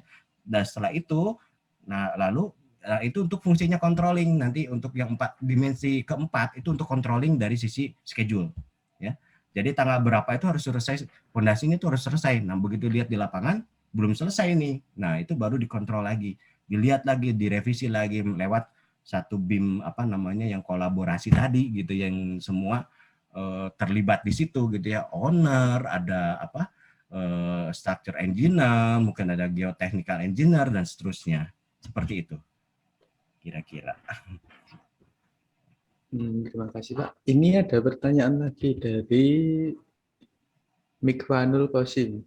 Iya. Pak Denny izin bertanya, berdasarkan pengalaman Bapak, kalau ingin mengawali pembelajaran BIM ke dalam kurikulum, tips atau strategi apa saja yang harus diperhatikan dan disiapkan agar nantinya pembelajaran BIM dapat maksimal di PT. Terima kasih Pak. Oke, ini pertanyaan kampus ya. Pertanyaan kampus gini. Jadi jadi kalau kami memang sejak awal kurikulum kami itu dibuat gitu ya dari tahun 90-an gitu ya. Salah satunya saya itu di Maranatha itu adalah ya, keunggulan kami tadi di awal itu adalah digital civil engineering gitu ya. Itu sudah diterapkan di awal. Jadi semua kurikulum gitu ya, kami itu menginputkan satu pengetahuan dari software gitu ya. Jadi semua misalnya gini, analisis struktur. Nah, itu kita menggunakan software ETABS ya. Ada responsinya gitu ya, di lab, kalau kami biasanya di lab ya. Kalau sekarang virtual ya kami meminjamkan lisensi biasanya ya. Itu jadi sudah lama itu produknya, itu sudah lama gitu ya. Perjalanannya memang cukup lama gitu ya. Bagaimana menginputkan pengetahuan penggunaan software ke dalam kurikulum gitu ya. Jadi paling sederhana kami itu membuatnya di dalam kelas responsi.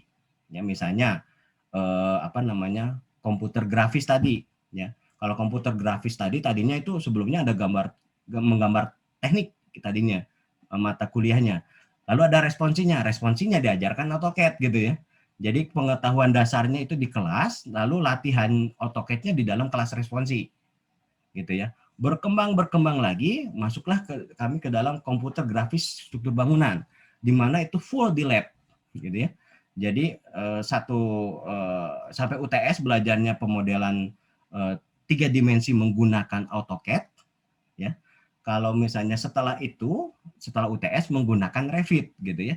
Jadi memang itu perlu ada pertama memang ada kesepakatan dari tim kurikulumnya untuk menginputkan pembelajaran menggunakan software ke dalam kurikulum ya. Setelah itu juga memang yang paling penting lagi adalah menyiapkan infrastrukturnya gitu ya. Yang paling penting gitu ya, komputer harus ada, software harus membeli gitu ya, dan seterusnya. Jadi memang perjalanan kami cukup panjang gitu ya. Kami masih dari ini sekali lagi digagasnya tahun 99 gitu ya.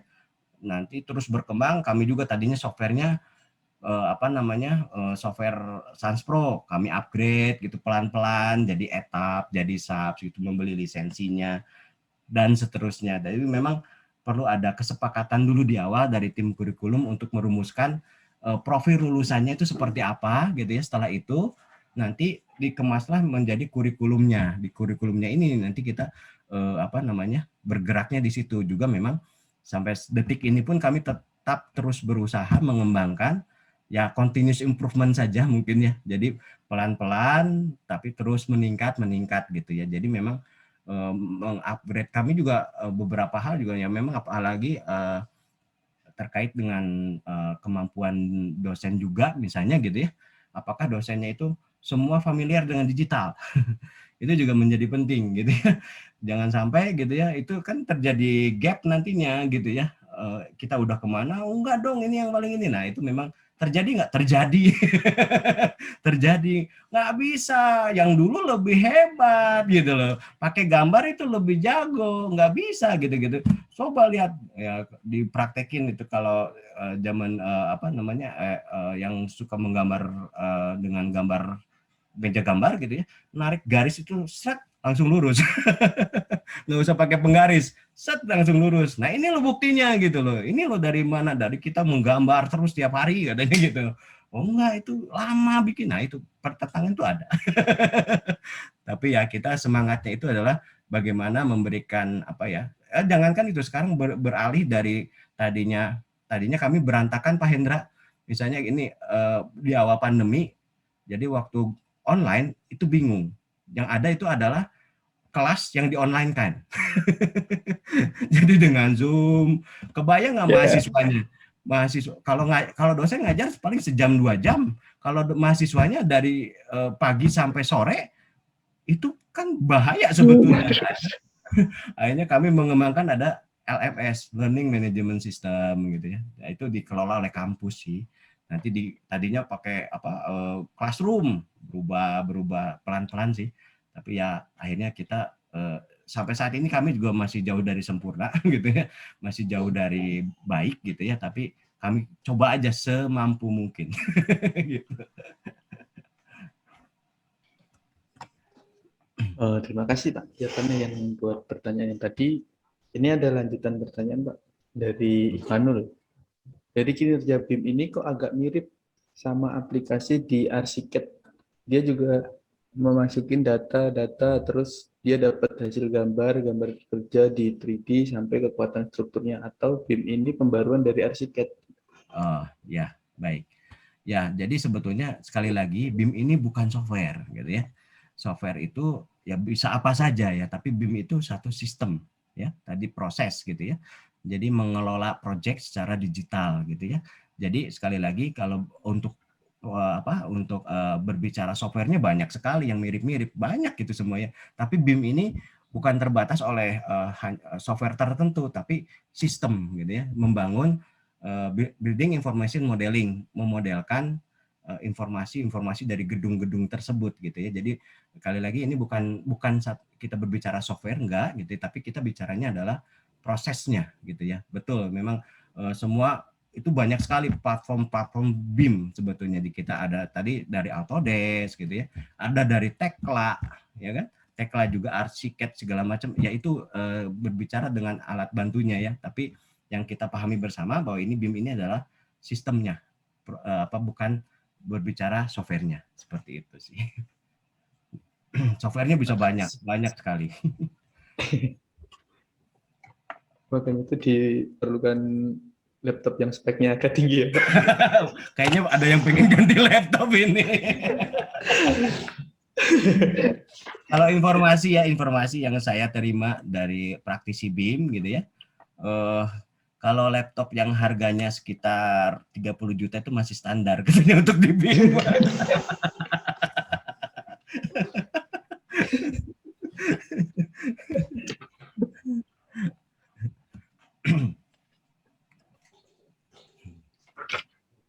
Saya mengingatkan lagi untuk format pertanyaan. Mungkin yang ingin bertanya lagi bisa mengajukan melalui chat atau langsung raise dengan format nama, instansi, dan pertanyaan. Monggo yang ingin bertanya lagi silakan. Untuk sesi pertanyaan ini kira-kira sampai jam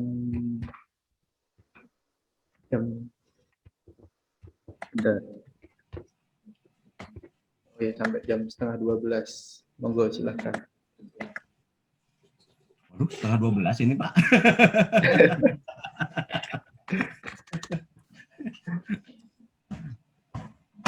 Tadi Pak Denny, masalah spek laptop tadi. Laptop 30 juta itu kalau dari praktisi bilang itu masih standar ya istilahnya. Saya jadi kepikiran ini juga di luar konteks ya istilahnya.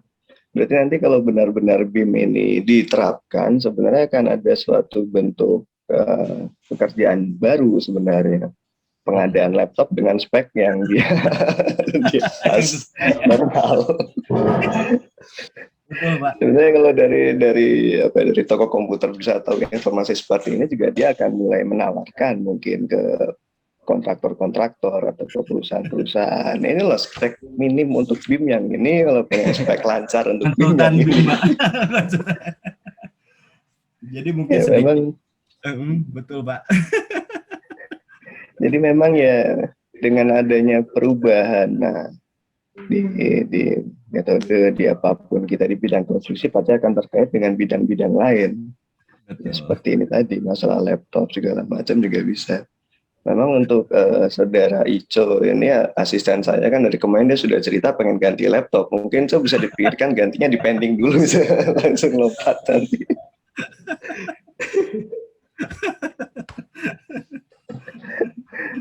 Silakan. Mungkin untuk waktu menyesuaikan saja, tidak terpampang setengah 12 dan setengah 12, tapi mungkin kita sesuaikan dengan peserta yang ingin masih bertanya apakah masih ada atau tidak, mungkin itu aja. Oke Pak, siap. Mungkin saya share sedikit ya Pak ya, ini materi yang dibawakan oleh alumni kami, gitu. Jadi ini di Adikarya sudah nah ini salah satu penerapan BIM ya, ini memang ini sebaiknya sih memang dari praktisi, saya juga belum terlalu memahami lebih jauh bagaimana implementasinya ya, kami hanya membekali saja ya, membekali pengetahuan dasar BIM gitu ya. Nah ini mereka tuh sudah menerapkan beberapa hal. Kalau dulu, nah ini Bapak dan Ibu sekalian dan mahasiswa gitu ya. Nah ini kalau dulu kan maket ya. Ini adalah satu wujud atau ya bangunannya yang sudah didesain gitu ya. Nah ini sebetulnya bukan ini menggunakan virtual reality. Jadi ada satu, ini kan kalau saya bilang alatnya menggunakan VR ya, virtual reality. Nanti kita akan bisa melihat bangunan yang sama gitu ya. Ini menggunakan pemodelan 3 dimensi tadi yang dinyatakan seperti itu. Jadi memang bahkan saya cukup kagetnya itu mereka tuh berkembang luar biasanya itu setiap komponen item ya itu mereka buatkan seperti ada QR code gitu ya, di dalam komponennya ada wastafel, ada urinoir dan seterusnya gitu ya, misalnya itu tuh nanti dicek satu persatu apakah posisinya sudah benar atau tidak. Ini untuk virtual mockup jadinya. Jadi virtual mockup itu bagaimana melihat satu objek secara langsung realnya, dan itu ini secara konseptual. Nah ini yang pelaksanaannya itu di sebelah sini, sebelah kanan. Ya, jadi hampir mirip sekali warnanya dan seterusnya, ini dipakai untuk mockup dari konstruksinya gitu ya. Jadi semuanya itu sudah kolaboratif seperti ini gitu ya. Bagaimana nih ini TRB ini dari Glodon, kami memiliki lisensinya gitu ya. Ini bagaimana nih kuantitinya gimana nih, dibahas rapatnya juga, pembahasannya juga sudah ya karena BIM itu sebagai informasi modelingnya, softwarenya sekali lagi bisa apa saja gitu ya. Ini semuanya itu sudah terintegrasi sedemikian rupa ya. Bagaimana bisa melihat ya yang tidak kelihatan jadi kelihatan seperti itu ya. Jadi yang tadinya, karena kan bangunan tadinya itu kan tanah kosong gitu ya, kita buat virtualnya, nah itu bisa dilihat sedetailnya itu nanti pada saat pemodelan ini bisa dilihat gitu ya, dengan real gitu ya, dengan dengan simulasi tertentu nih gitu ya. Jadi mungkin yang pernah kita lihat di film-film Iron Man itu yang cuma tinggal geser-geser gitu, itu akan segera terlaksana di konstruksi seperti itu.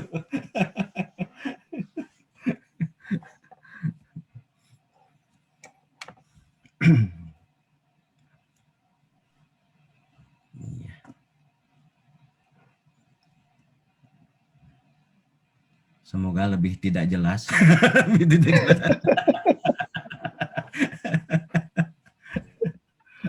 Seru Pak bicara begini. Iya. Saya masuk langsung aja. Yang barusan tampilkan Pak Ade ini, dia bisa langsung VR, bisa langsung seperti itu. Saya bayangkan berarti kalau rapat itu selain hadir orangnya, dia harus bawa handphone segala macam, mejanya kosong tapi tinggal di handphone ada gambarnya 3D-nya seperti ini, tinggal digeser, diubah, diapa. Iya, simpel dan lumayan. Betul, Pak. Akan seperti itu sepertinya. Apalagi dengan teknologi printer 3D misalnya gitu ya, kita bisa ini ya mana tahu malah nanti ada printer 3D besar untuk bangunan, nanti tukang malah jadi nggak ada nanti ujung-ujungnya.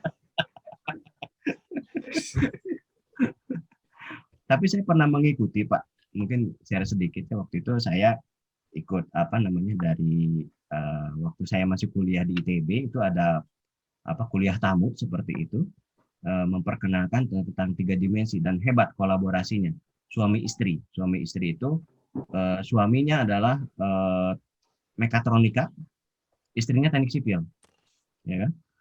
Entah bagaimana tuh kalau pas di rumahnya ngomong apa aja gitu. Tapi akhirnya mereka join kolaborasi membuat satu tools untuk printer 3 dimensi untuk pengecoran, Pak. Membuat, tapi mereka dipergunakan di Amerika itu menggunakan untuk retrofit untuk perbaikan, renovasi. Ada lubang besar gitu ya, langsung dia akan mengukur gitu ya, si robotnya itu mengukur, langsung dia membuat campurannya sendiri yang sesuai dengan dinding yang berlubang itu gitu ya. Nah, itu sudah ke sana ya arahnya gitu ya. Jadi pas kalau kita melihat itu ya mungkin ya itulah mungkin akan kita lihat berapa tahun ke depan dengan adanya industri 4.0 ini tidak menutup kemungkinan kita semua yang harus prepare untuk ke arah sana ya. Cuman kan kita bagaimana dengan tenaga kerja itu jadi dilematis sendiri. atau mungkin juga ini ke depannya bisa gini juga ya, kemungkinan misalkan kalau kita punya proyek rehabilitasi lah, itu nanti kita tinggal datang ke lokasi bawa handphone, kemudian kita tinggal sorot ke lokasi mana, ke ruangan apa gitu, akan langsung kelihatan besok perubahannya seperti ini, langsung tergambar di layar. Itu kan. Jadi kalau rapat itu ya simpel, jadi tidak perlu di ruangan terlalu lama, tidak perlu bingung menjelaskan, udah langsung ke lapangan aja bawa handphonenya sambil jalan. Oh nanti posisi pintu baru ada di sini, bentuk ini seperti ini. Mungkin seperti itu, Pak. Dan kita akan mengalaminya sepertinya karena ada percepatan tadi, Pak, gara-gara COVID nih, Pak, sebetulnya kayaknya. Iya. Percepatan teknologi karena COVID ini lumayan tinggi, lumayan cepat juga gitu. Kalau ini kan saya harus pergi sebetulnya kalau yang lampau kan kita bertatap muka langsung, Pak ya. Saya harus ke Sukoharjo nih gitu ya. Unifed gitu. Sekarang enggak, saya ada di Bandung gitu.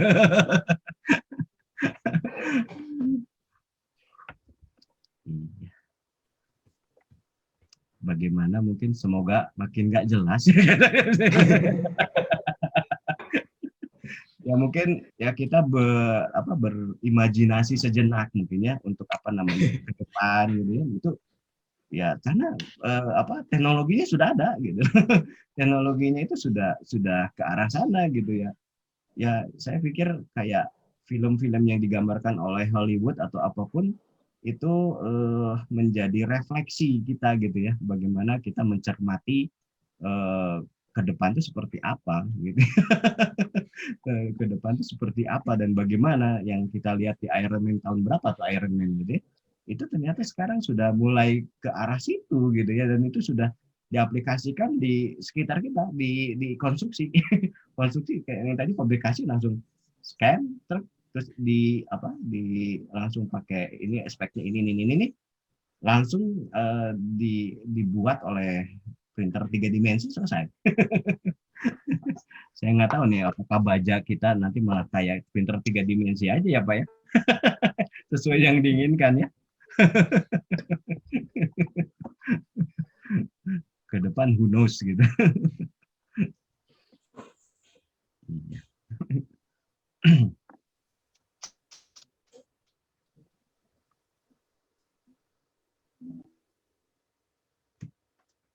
Ya, silahkan.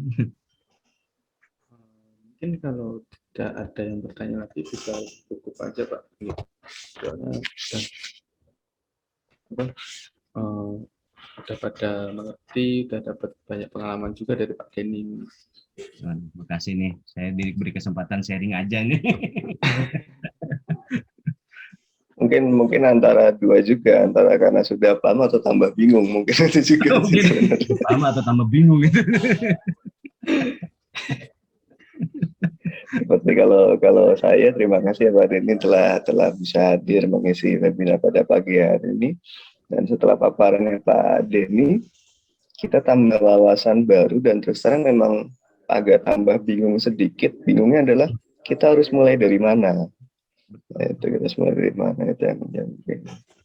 Tapi ya mau tidak mau kita harus menjalaninya. Kita harus masuk sampai fase BIM di konstruksi dan mahasiswa kita di kampus harus diajarkan itu karena mau tidak mau mereka besok kalau sudah masuk dunia kerja ya sudah ada BIM ini. Mungkin itu dari saya. Mungkin saya tambahkan dikit Pak ya. Jadi begini, kalau menurut saya kita kalau kami dari Maranatha sudah membuat kerjasama dengan satu vendor gitu ya untuk memperkuat BIM ini gitu ya dari PT Glodon tadi ya. Saya bukan orang PT Glodon juga ya, tapi kami memperlengkapinya mahasiswa kami itu untuk mendapatkan sertifikasi ya, sertifikasi khusus untuk BIM. Tapi dari PT Glodon mungkin kita awali mungkin pembelajaran dulu, pembelajaran yang 3 dimensinya, perkuat terus 4 dimensinya sampai ke 5 dimensinya itu barulah kita bisa membekali anak-anaknya. Itu memang itu concern kami juga di Maranatha, gimana sih caranya membekali dengan ke mereka gitu ya. Akhirnya kami buat keputusan udah buat aja kerjasama dengan vendor gitu ya. Itu mereka yang pelatihannya dan juga sertifikasinya secara gratis gitu ya. Dan akhirnya bahkan kami juga mendapatkan tawaran untuk proses pemagangan Pak gitu ya, pemagangan untuk mahasiswanya supaya dan juga bisa disalurkan ke yang khususnya beberapa yang suka dengan BIM-nya gitu ya. Nggak semua ingin ke arah BIM, tapi ya tentunya kita bisa bekali situ. Jadi itu saya mulainya mungkin share aja Pak. Jadi kami mulai dari situ aja dulu gitu. Siap. Balikan ke MC, silakan Mas Ica. Oke, siap. Mungkin sebelum acara ditutup kami ingatkan kembali bagi peserta yang memilih mendapatkan e-sertifikat akan dikirim melalui email peserta materinya. Dan record materi akan di-share melalui channel YouTube Teknik Sipil Universitas Bantara Sidoarjo Official. Atas nama seluruh panitia penyelenggara, kami mohon maaf sebesar-besarnya bila ada salah kata atau ucap yang kurang berkenan. Terima kasih. Wabillahi taufiq wal hidayah. Wassalamualaikum warahmatullahi wabarakatuh.